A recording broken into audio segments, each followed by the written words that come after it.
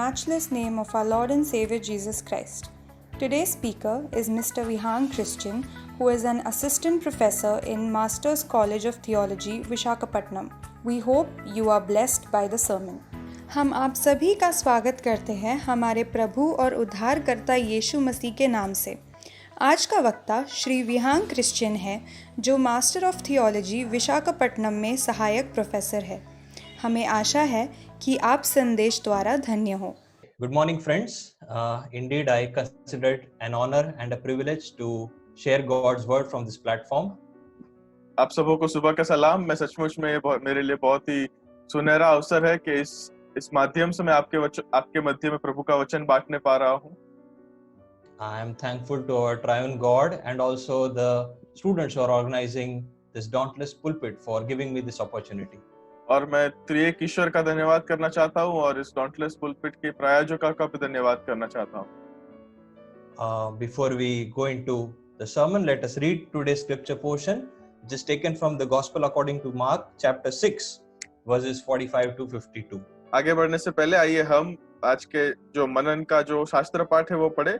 मरकुस रचित सुसमाचार उसका 6वां अध्याय 45 से 52 पद तक हम पढ़ेंगे। I'm reading from ESV, Mark 6, 45 to 52. Immediately, he made his disciples get into the boat and go before him to the other side, to Bethsaida, while he dismissed the crowd. And after he had taken leave of them, he went up on the mountain to pray. And when evening came, the boat was out on the sea, and he was alone on the land. And he saw that they were making headway painfully, for the wind which was against them. And about the 4th watch of the night, he came to them walking on the sea. He meant to pass by them, but when they saw him walking on the sea, they thought it was a ghost and cried out, for they all saw him and were terrified. But immediately he spoke to them and said, "Take heart, it is I, do not be afraid." And he got into the boat with them, and the wind ceased, and they were utterly astounded, for they did not understand about the loaves, but their hearts were hardened. Here ends the reading. Amen. मरकुस रचित सुसमाचार उसका 6वां अध्याय 45 से 52 पद को हम पढ़ेंगे। तब उसने तुरंत अपने चेलों को नाव पर चढ़ने के लिए विशेष विवश किया कि वे उससे पहले उस पार बैतसैदा को चले जाएं, जब तक कि वह लोगों को विदा करे। उन्हें विदा करके वह पहाड़ पर प्रार्थना करने को गया। जब सांझ हुई तो नाव झील के बीच में थी और वह अकेला भूमि पर था। जब उसने देखा कि वे खेते खेते घबरा गए हैं, क्योंकि हवा उनके विरुद्ध थी, तो रात के 4थे पहर के निकट वह झील पर चलते हुए उनके पास आया और उनसे आगे निकल जाना चाहता था, परंतु उन्होंने उसे झील पर चलते देखकर समझा कि भूत है और चिल्ला उठे, क्योंकि सब उसे देखकर घबरा गए थे। पर उसने तुरंत उनसे बातें की और कहा, ढाढ़स बांधो, मैं हूं, डरो मत। तब वह उनके पास नाव पर आया और हवा थम गई और वे बहुत ही आश्चर्य करने लगे। वे उन रोटियों के विषय में न समझे थे, क्योंकि उनके मन कठोर हो गए थे। Shall we look to the Lord in prayer? प्रार्थना करेंगे। Good Lord, we come before your throne of grace and we ask for your guidance as we study from your holy word. Lord, give us your Holy Spirit and its guidance so that we can interpret the word correctly, Lord. And Lord, help us to understand Jesus through this very encounter in a more intimate fashion, Lord. Forgive the sins of the one who speaks, for they are many. In Jesus' name we pray. Amen. Amen.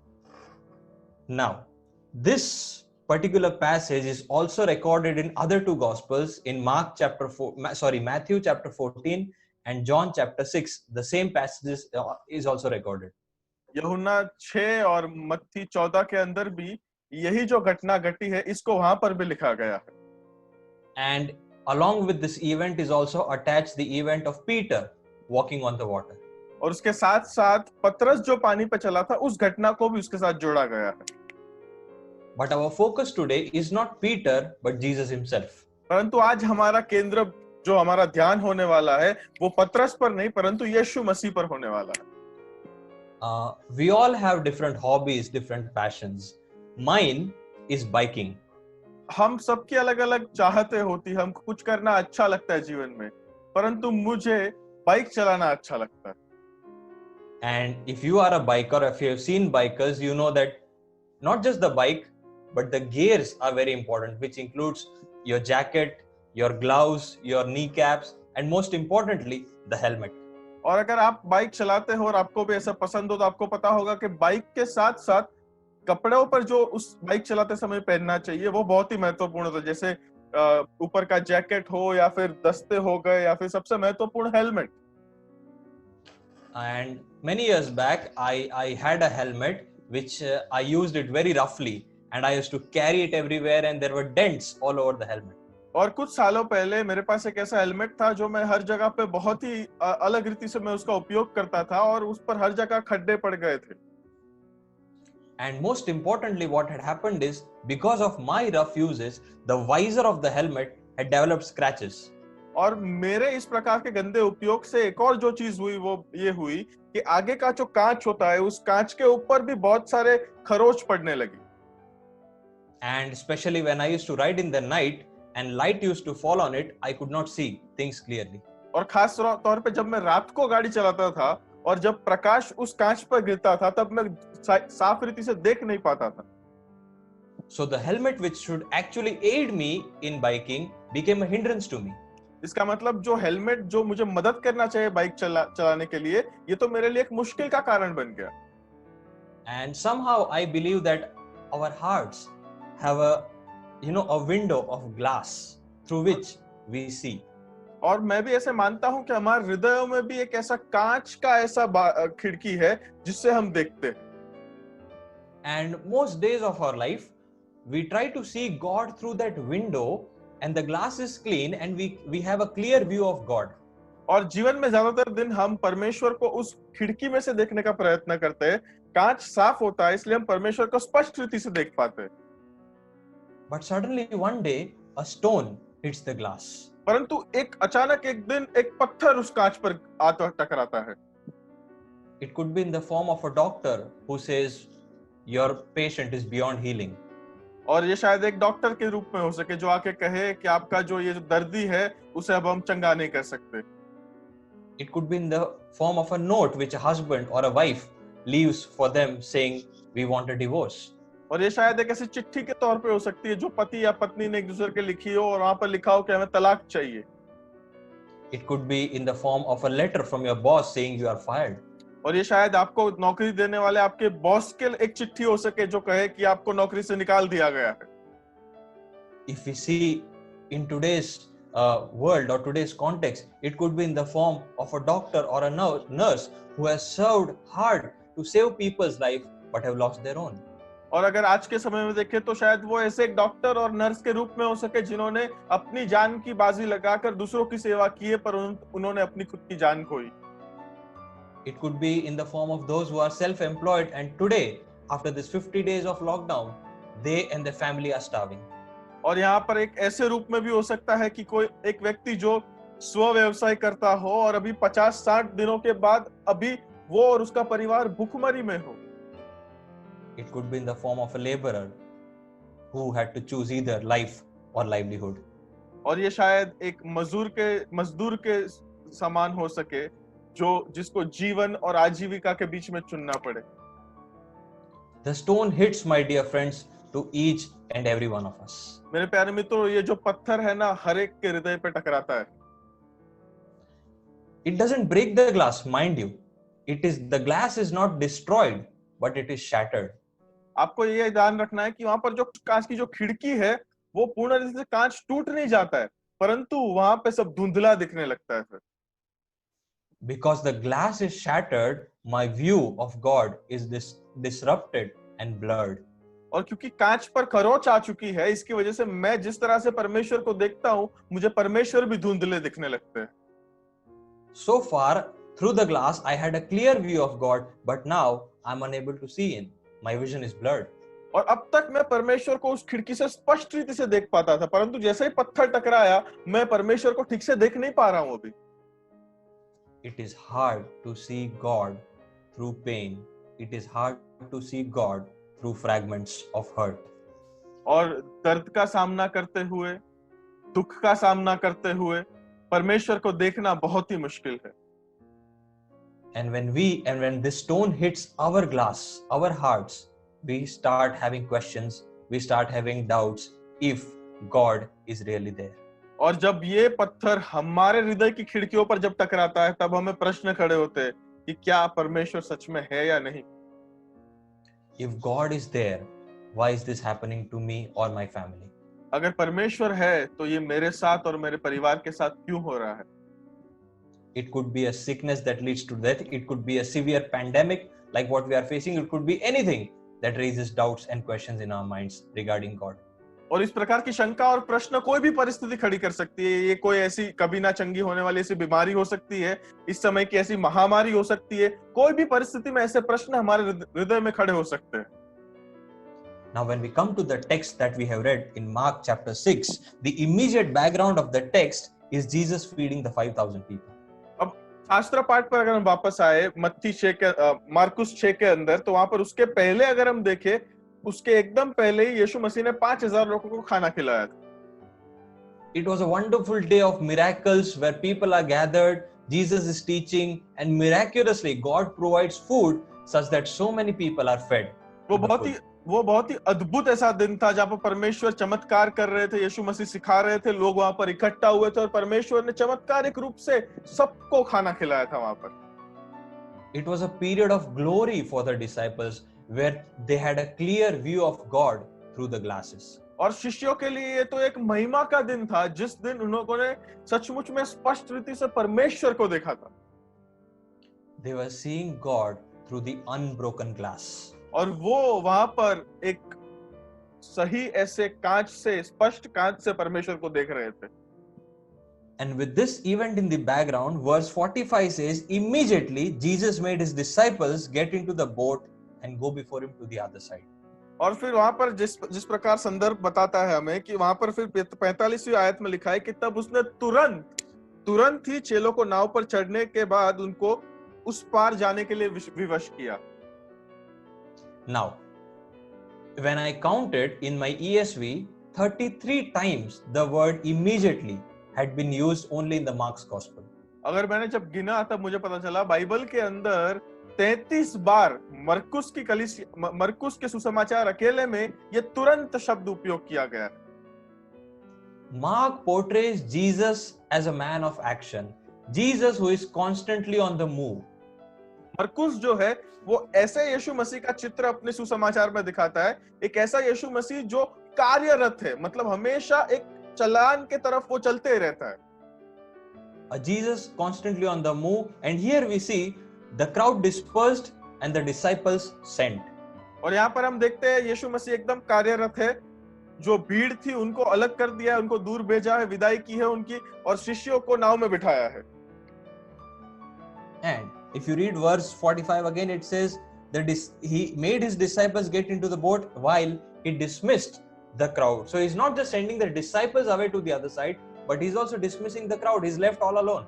और यहाँ पर हम देखते हैं कि 45वें पद में साफ लिखा है कि वो ना ही केवल चेलों को नाव में बिठाकर उस पार जाने के लिए विवश करता है, परंतु उसके साथ साथ वो भीड़ को भी विदा करता है. मतलब भीड़ को भी किया, चेलों को भी किया, और वहां पर अभी वो अकेला है. Now verse 46 says, and after he had taken leave of them, he went up on the mountain to pray. और वहां पर 46वें पद में इस प्रकार लिखा है कि उन्हें विदा करके वह पहाड़ पर प्रार्थना करने को गया. So he's alone on the mountain praying while the disciples are somewhere at a distance. और यहाँ पर यीशु मसीह जो है पहाड़ पर अलग है, एक अकेले है, प्रार्थना कर रहे हैं, और शिष्य और कहीं पर है. Verse 47 says, and when evening came, the boat was out on the sea and he was alone on the land.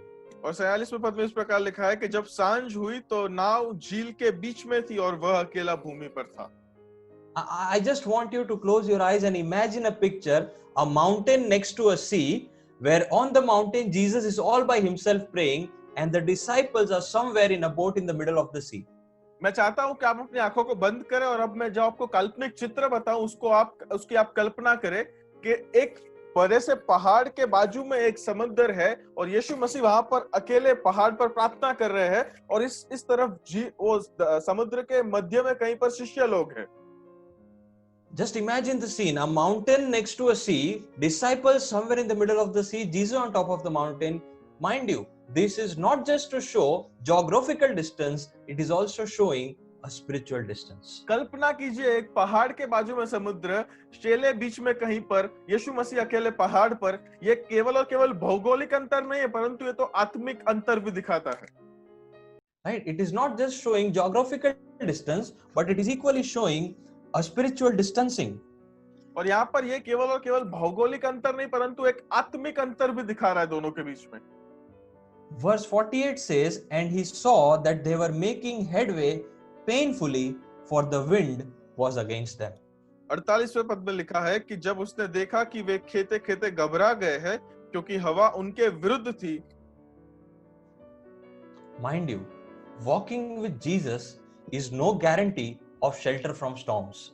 ये आप याद रखिए कि यीशु मसीह के साथ चलना इसका मतलब ये नहीं है कि आप हर एक आंधियों से बच जाएंगे। In fact, when we walk with Jesus, storms will surely come. परंतु हालांकि हम जब यीशु मसीह के साथ चलेंगे तो आंधियां तो निश्चित आनी ही है। And here it says they were making headway painfully, for the wind was against them. और यहाँ पर साफ साफ लिखा है कि वे खेते खेते घबरा गए थे क्योंकि हवा उनके विरुद्ध थी। It was a time when the stone had hit the glass of the disciples. और ये एक ऐसा समय था जब वो पत्थर इन शिष्यों के हृदय के खिड़की पर टकरा गया था। And their glasses were shattered. और वहां पर वो जो कांच थे उन पर खरोच आ गई थी।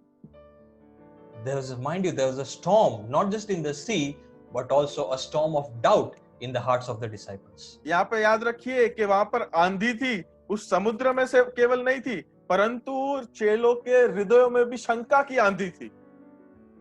There was a storm of doubt in their hearts, thinking, why are we left alone by Jesus in the middle of the storm, all by ourselves?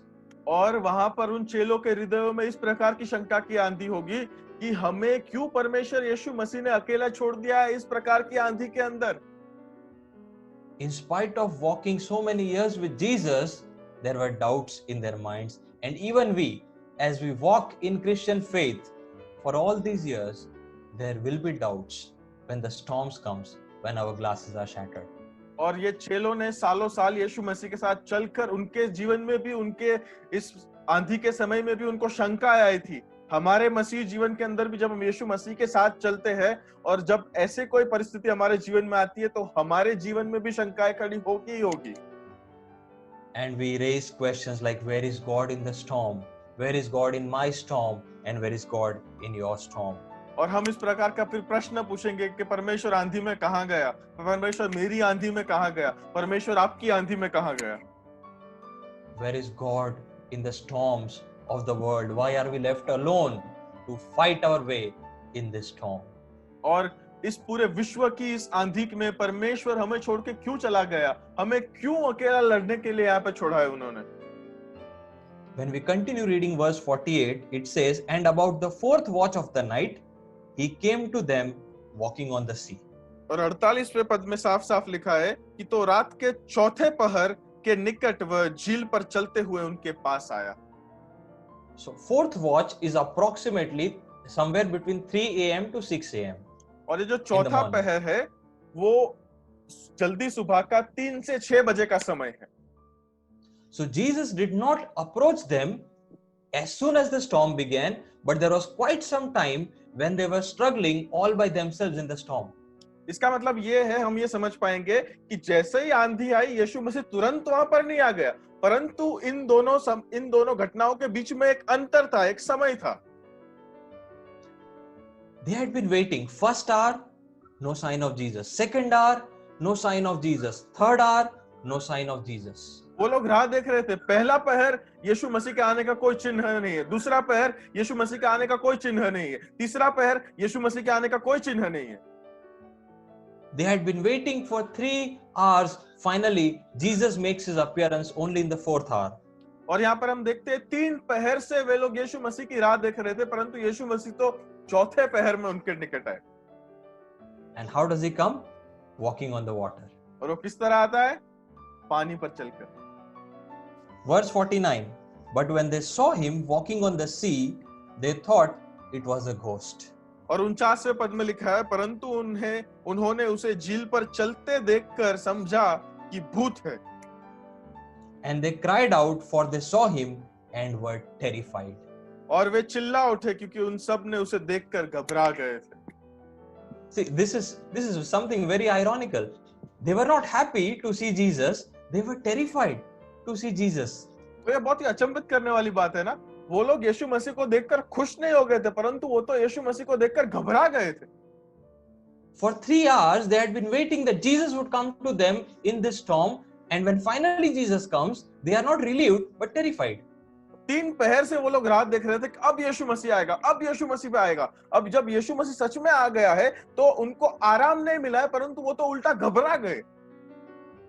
And they thought it was a ghost, or as some other versions say, a phantom. और उन्होंने कहा, उन लोगों ने ये अपने मन में सोचा कि ये तो शायद भूत है, या फिर दूसरे बाइबल के अनुवादों में लिखा है कि दुष्ट आत्मा है। It was a time, it's a phantom actually. It was a time when they were trying to see Jesus through the shattered glass and their views were blurred. और ये एक ऐसा समय था जब उस खरोच आए हुए कांच से वो लोग यीशु मसीह को देखना चाहते थे। So often, when we are going through storms and Jesus comes to us, we fail to recognize him. हमारे जीवनों में भी हम जब आंधियों में से गुजरते हैं, तब हम भी काफी बार यीशु मसीह को पहचानने में निष्फल जाते हैं। It may be because of one of these two reasons. Either we never expected him to come. शायद 2 कारणों की वजह से हो सकता है। पहला कारण ये हो सकता है कि हमने कभी अपेक्षा ही नहीं की थी कि वो आएगा। We had thought that we have to fight by ourselves and Jesus left us all alone. He is never going to come in our storms. हमने शायद ये सोच लिया होगा कि हमको तो पता है हमें अकेले कोई लड़ना है, यीशु मसीह ने हमें छोड़ दिया है, यीशु मसीह यहाँ पे आने ही नहीं वाला है। And the second reason is he comes in a way in which we don't want him to come, or rather he comes the way we do not expect him to come. और दूसरा कारण ये हो सकता है कि यीशु मसीह इस प्रकार आता है जिस तरह से हम नहीं चाहते कि वो आए, या फिर जिस तरह की अपेक्षा हमें नहीं है। Verse 50 says, for they all saw him and were terrified. और 50वें पद में लिखा है क्योंकि वो सब देखकर घबरा गए उसे। And because Jesus doesn't come the way we expect him to come, instead of being relieved in our storms, we are scared or rather terrified to see him. और क्योंकि यीशु मसीह उस तरह से नहीं आता है जिस तरह से हम अपेक्षा रखते हैं, हम आराम पाने के बदले हम घबरा जाते हैं। And to this group of terrifieds, what the words of Jesus are so comforting. Verse 50, as we read further, it says, but immediately, once again, the immediately of Mark comes. He spoke to them, said, take heart, it is I, do not be afraid. और फिर इन घबरा गए लोगों के लिए जिस प्रकार यीशु मसीह उनको सांत्वना देता है वो बहुत ही अजायब है।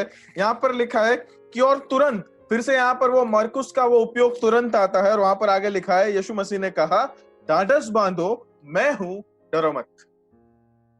The disciples who were scared, terrified in the middle of the storm, Jesus comes and tells them the most comforting words, take heart, it is I, do not be afraid. और चेले ये जो घबरा गए हैं, डर गए हैं, आंधी के बीच में फंसे हुए हैं, ऐसी मुश्किल परिस्थिति के अंदर यीशु मसीह उनके पास आकर उन्हें सांत्वना देते हुए कहता है कि ढाढ़स बांधो, डरो मत, मैं हूं। It is I can also be translated as I am, which we find in John's Gospel. यहाँ पर ये जो यूहन्ना रचित सुसमाचार में जो मैं हूं जो हूं है, वहां पर ये जो मैं हूं है वही है। There are few things which I want to highlight from this verse 50. The first is that when Jesus says I, it refers to a personality. और यहाँ पर 50वीं पद में से मैं कुछ बातों को आपके सामने रखना चाहूंगा। सबसे पहले कि यहाँ पे लिखा है कि मैं, मतलब ये व्यक्तिगतता को दिखाता है। God comes to us in the form of a personality, not in the form of an impersonal force. और यीशु मसीह परमेश्वर जो है वो हमारे पास हमारे आंधियों में एक व्यक्तिगत रूप से आता है, कोई भी प्रकार की और शक्ति के तौर पे नहीं आता है। Someone who can understand us, understand our emotions, understands what we go through. हमारा परमेश्वर ऐसा परमेश्वर है जो समझ सकता है, जो जानता है हम किन परिस्थितियों में से, किन भावनाओं में से गुजरते हैं। My friends, mind you, God does not come to us in the form of a jap or a mantra or some, magical wand, but He comes to us in the form of a person. मैं आपको बताना चाहता हूँ, हमारा परमेश्वर कोई जप या मंत्र या फिर कोई जादुई छड़ी के तौर पे आपके सामने नहीं आता है, परंतु एक व्यक्ति के तौर पे आता है। Someone with a personality who can understand what we face in our storms. एक ऐसा व्यक्ति के तौर पे हमारे सामने आता है जो समझ सकता है कि हम इन आंधियों में क्या किन चीजों का सामना कर रहे हैं। Also, when Jesus is comforting them, the storm is still there. It's not silent. ये याद रखिए कि जब यीशु मसीह उनको सांत्वना दे रहे हैं, तब भी वहां पर आंधी तो शुरू हुई है, वो चुप नहीं हुई है अभी तक। The storm has not yet calmed, even as Jesus comforts them. और आंधी अभी तक चुप नहीं हुई जब यीशु मसीह उनको सांत्वना दे रहा है, तब भी। The boat pitched, the thunder boomed, and the rain still slapped the mast. The waves still tossed the boats. और वहां पर वो जो नाव थी वो अभी भी डगमगा रही थी, पवन जो था, हवा जो थी अभी भी सामने थी, लहरें अभी भी उछल रही थी। In all of this, in the roar of the thunder, the rain, and the wind, in the midst of all this, the disciples heard one voice saying, I am. और यहाँ पर इन मुश्किल परिस्थितियों में जहां पर लहरें उछल रही थी, बारिश हो रही थी, पवन सामने था, ऐसी परिस्थितियों के बीच में भी उन्होंने वहां पर वो आवाज सुना कि मैं हूं। In the midst of this storm, the terrified disciples with the waves and the winds and the thunder around them heard one voice of Jesus saying, Take heart, it is I. और इन मुश्किल परिस्थितियों के अंदर जहां पर लहरें उछल रही थी, जो नाव थी वो डगमगा रही थी, लहरें उनके सामने, हवा उनके सामने आ रही थी, बारिश हो रही थी, आंधी चल रही थी, ऐसी परिस्थितियों के बीच में भी चेलों ने एक आवाज सुनी, यीशु मसीह की आवाज सुनी, जहां पर यीशु मसीह ने कहा, ढाढ़स बांधो क्योंकि मैं हूं, डरो मत। To the parents standing at the grave of their little child, एक ऐसे माँ बाप जो अपने बच्चे की कब्र के पास खड़े हैं, to couples with barren wombs, ऐसे युगल जिनको बच्चे नहीं हो रहे हैं, to those of us who have lost our loved ones in natural calamities or terrorist attacks, और कोई भी प्रकार के आतंकी हमलों में या फिर प्रकृति के सामने कोई भी आने वाली बातों से जिन लोगों ने अपने प्रियजनों को खोया है, to girls raped and attacked, ऐसी महिलाओं के लिए जिनका रेप हुआ है, जिन पर हमला हुआ है, to those who are fighting these days with this deadly pandemic called COVID-19, और उन लोगों के लिए जो लोग इस समय इस खतरनाक ऐसी महामारी का सामना कर रहे हैं, कोविड के, to those who have lost their jobs and have nothing to eat, उन लोगों के लिए जिन लोगों ने अपने नौकरियों को गुमाया है और उनके पास खाने के लिए कुछ नहीं है, to the migrant workers with bleeding feet, एक ऐसे लोग, ऐसे जो बंजारे लोग हैं जिनके पांव में से पानी निकल रहा है, छाले पड़ गए हैं, to all of us in the midst facing a storm, in the midst of the storm, all of us trying to see God through a shattered glass, Jesus says, I am. और हम प्रत्येक लोगों के लिए, हम लोग जो इस टूटे हुए कांच से यीशु मसीह को देखने का प्रयत्न कर रहे हैं, हमें यीशु मसीह कहता है कि ढाढ़स बांधो, मैं हूं। To all of us fighting this storm, in the midst of the storm, trying to see God through a shattered glass, he says, I am. और उन प्रत्येक लोगों के लिए जो आंधियों के बीच में है, आंधियों का सामना कर रहे हैं, इस टूटे हुए कांच से उनको देखने का प्रयत्न कर रहे हैं, उन्हें यीशु मसीह कहता है कि डरो मत, मैं हूं। Joseph, Elijah, Job, Daniel, they all saw God in the midst of the storm. We will also see God in the midst of the storm. Yusuf, Daniyal, Eliya, अनेक ऐसे लोगों ने परमेश्वर को अपनी आंधियों के बीच में देखा, हम भी परमेश्वर को अपनी आंधियों के बीच में देखेंगे। And if you would ask the disciples, what did you see?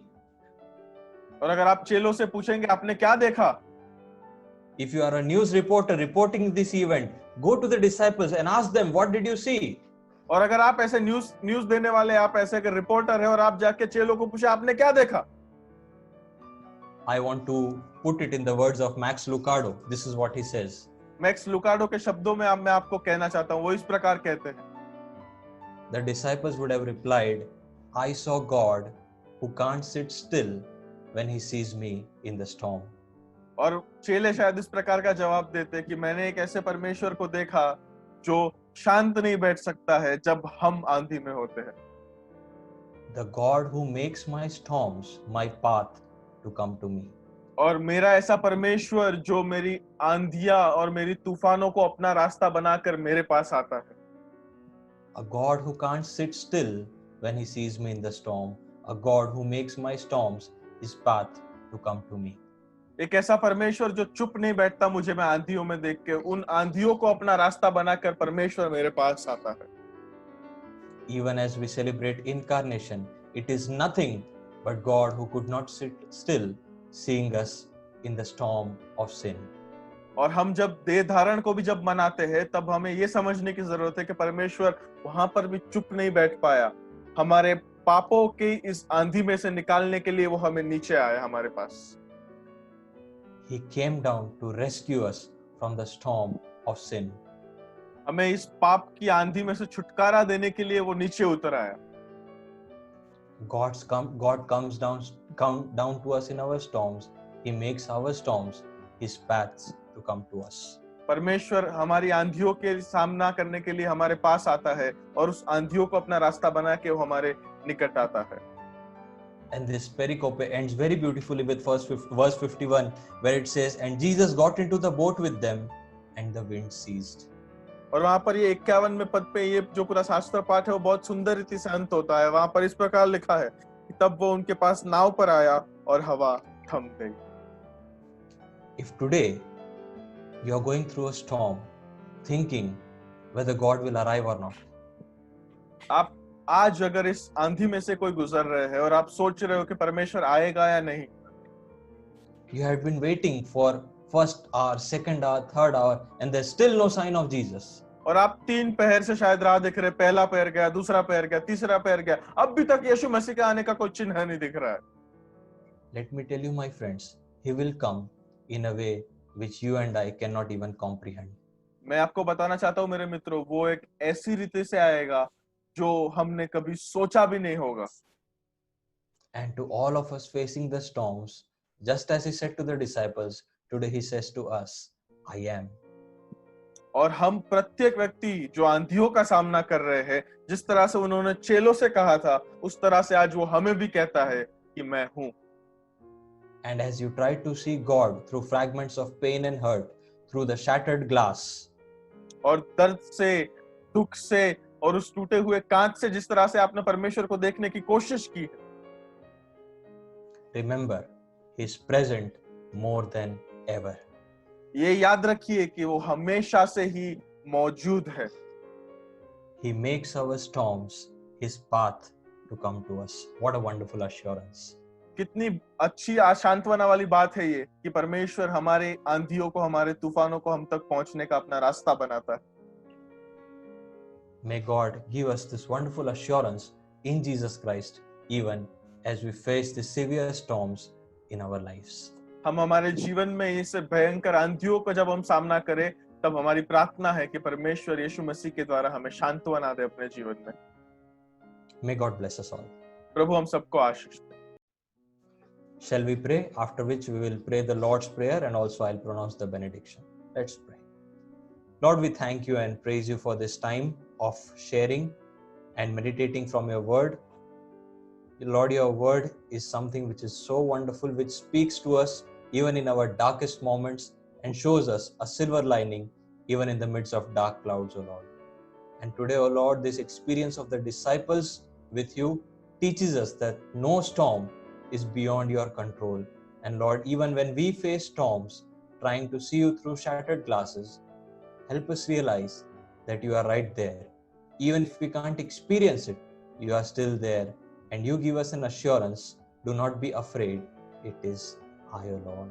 And you are a God who can't sit still, seeing us in the storm, but rather you make our storms your path to come to us. May this wonderful assurance be with each one of us, and especially those who are fighting this deadly disease of Corona. Corona, Lord. We commit this time into your care, and we thank you for your guidance thus far. Even as we part, we pray, O Lord, that your blessing will be upon each one of us and to each one of us who hears from your holy word, Lord. Thank you once again. In Jesus' name we pray. Amen. Our Father, who art in heaven, hallowed be thy name. Thy kingdom come. Thy will be done on earth as it is in heaven. Give us this day our daily bread. Forgive us our trespasses as we forgive those who trespass against us. Lead us not into temptation, but deliver us from evil.